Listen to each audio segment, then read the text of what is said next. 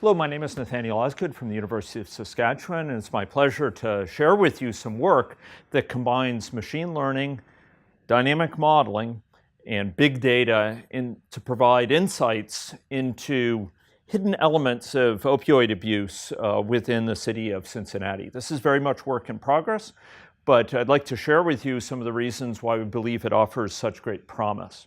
So a bit of background.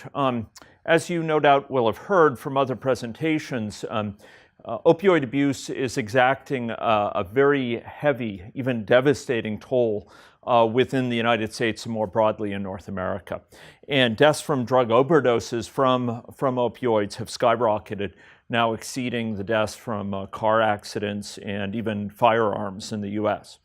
The history of opioid abuse over the past 20 or so years quite clearly demonstrates that existing public health interventions fall flat in terms of dealing effectively with this growing epidemic. In order to address some of these challenges, in recent years, researchers have advanced a variety of simulation models, agent-based and system dynamics in nature, which offer great promise, but run into two fundamental challenges. Number one, they fall short in terms of certain data areas. There's important data gaps and big uncertainties because of those data gaps in understanding the current situation. More fundamentally yet, and more critically, is the fact that the opioid epidemic is remarkably fast-moving. Every few years, at most, new opioids come out, powerful new synthetic opioids, such as fentanyl and carfentanil, hybrids of different opioids. And what this means is there's a great deal of uncertainty how the system will evolve for factors outside of the control of policymakers. In addition, there's behavioral changes on the part of users that are also fast evolving. As a result, the models that are built right now, system dynamics or agent-based, suffer from very rapid obsolescence and real data gaps. At the same time this is taking place, there's been a growth in the availability of machine learning algorithms that can help us make use of emerging and incoming data sets and bring that data together with dynamic models, helping these models to learn over time from this incoming data. So the objective of this study is to provide a framework which allows us to inform policy discourse related to opioids, that allows us to address many of the key needs of policymakers, needs to understand the trade-off between interventions, need to project forward the evolution of the epidemic, need to understand what's going on in areas of the system, such as illegal drug use, where we have little information, and to do so in a model that stays constantly refreshed with the latest evidence. So we're trying to address here market data gaps, and we're seeking to apply a method that allow us to estimate poorly understood areas of the system and integrate a wide variety of data. To address the rapidly changing nature of the opioid epidemic, we're trying to create a model that learns over time as data comes in and always stays current. And we're using high velocity data sources that come in quickly over time and incorporate the latest of data to keep that model current. In order to anticipate coming trends, we're seeking to use a dynamic model that's capable of projecting forward where we may be going over the shorter term, and to evaluate policy scenarios, a model that will allow us to run what-if scenarios. This is the challenge that we're seeking to address here. And to address that, we made use fundamentally of three interlinked techniques. One is the use of dynamic modeling. In this case, we use system dynamics modeling. In other of our approaches that are related, we've used agent-based modeling. Secondly, we made use of rich data harvested on a cross-sectoral basis, not only from police data and fire data, but also from data regarding prescriptions and social media searches. Thirdly, and critically, to link the first two, we made use of machine learning, and particularly the technique of particle Markov chain Monte Carlo.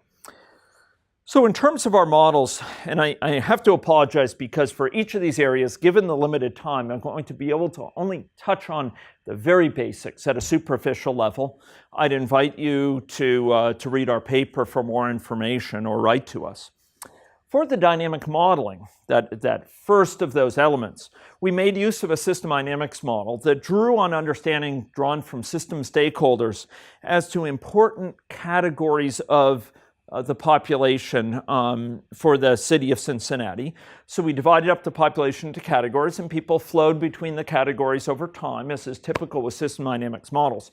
This model is stratified additionally by opioid tolerance level, capturing the waxing and waning of tolerance levels as people's ability to handle stronger opioids builds up or decays through lack of consistent supply, their chronic pain status, and their disorder history.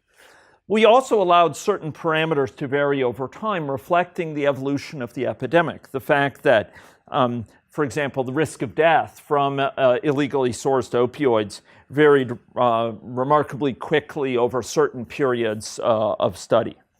Now, to inform this model, we made use of data. And this data was, as I noted earlier, diverse in character. It was drawn from multiple sectors. So we drew in empirical data sets from Cincinnati where possible, where not possible from Hamilton County, for which Cincinnati is the county seat, for the period of late July 2015 through June 2018, till just before this presentation, really.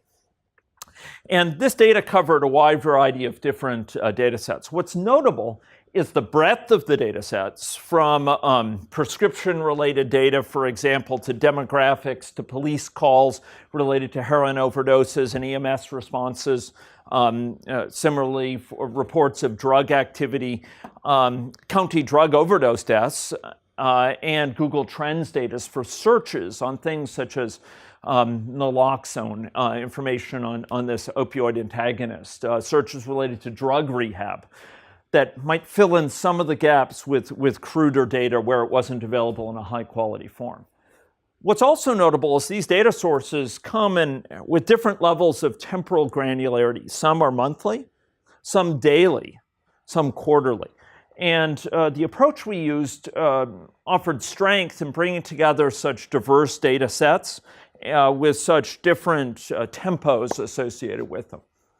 Now, to unite these, the system dynamics model on the one hand, the data on the other, we made use of the machine learning technique, computational statistics technique, a particle Markov chain Monte Carlo technique. And we particularly made use of what's called the marginal metropolis Hastings version of this. Regrettably, the time is just too short for me to go into this in detail. It's a very sophisticated algorithm which is laid out by the work of Andra and others. But fundamentally, it alternates between two stages, each of which has a certain task. In one stage, we're estimating the underlying evolution of the system over time based on fixed parameter values. On the other stage, we're estimating certain of those parameters, which we don't know very well, in case we can arrive at other estimates. And we iterate between these so that when we have parameters for which we're uncertain, we can explore that uncertainty in light of the empirical data and yet at the same time understand what's likely happening behind the scenes in the underlying system. This technique makes use of the sophisticated technique of particle filtering within the even stage here. It's running actually a particle filtering algorithm. And here, essentially, you can think of it as running the simulation model with many hypotheses as to what's going on. And there's a survival of the fittest of these hypotheses, hypotheses that posit things going on that are more consistent with the observed data multiply. Others die out, those that are inconsistent with the data. Again, regrets that I don't have time to go into this further, but in our other work, you can find very significant explorations of this within the public health space. What this affords us, what this particle filtering, which sounds so complex, what it affords us is the ability to estimate parts of the system where we don't have direct data, because we may have data on other areas of this system, which together with the system structure, the logic of the system, implies things about other regions of the system. And so what we get is kind of a picture to what's probably going on out there, even in areas of the system we can't directly observe. It's a bit like how a tomography machine can take many particular images, each of which is terribly limited, only having a slight imaging a slice of your body, being beset by limited field of view and occlusions, bones that block the propagation of the X-rays or what have you. And these sort of machines knit them all together into a three-dimensional picture. That's what we get out of this algorithm, this PMCMC, is we get a unified picture that knits together all this data with an understanding of the model logic. So using this sort of model, we ran a set of scenarios. We ran a baseline assessment and a proof of concept for projection and policy evaluation.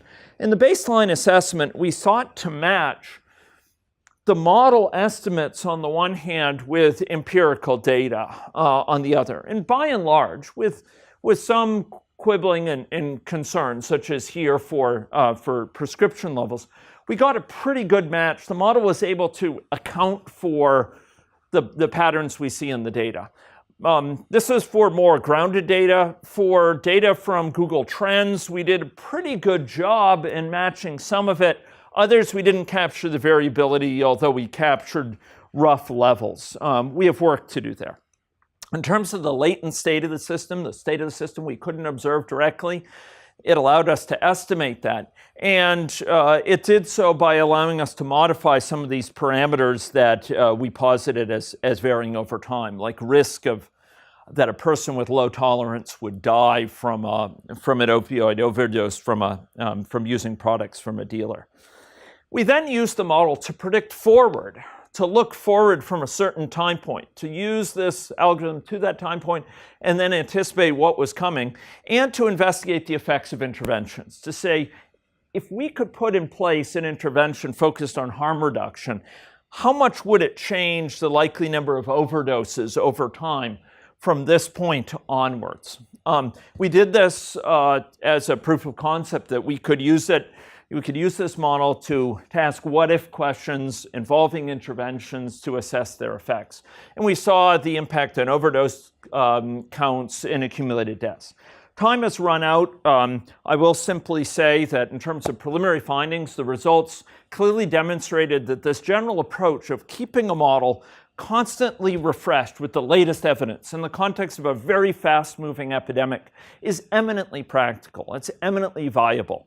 It's something that creates a self-learning model that incorporates the rapid changes we see in the opioid epidemic that really flummox policymakers. This technique allows us to combine these very powerful methods of machine learning, high-resolution temporal data, and dynamic modeling to best effects, and allows us to project forward, ask what-if questions, estimate areas of the system that we can't observe all that well. There's a large amount of additional technical investigation that's needed to bring this work to full completion, and we really need to invest further in the high-performance computing that can help us realize the full potential of these approaches. I'd like to offer my sincere thanks to our funders for this work, including the Ministry of Corrections and Policing that made it possible, and I'd invite you to write to me with any questions you might have to learn more. Thank you very much. It's been a privilege to be able to present this work to you.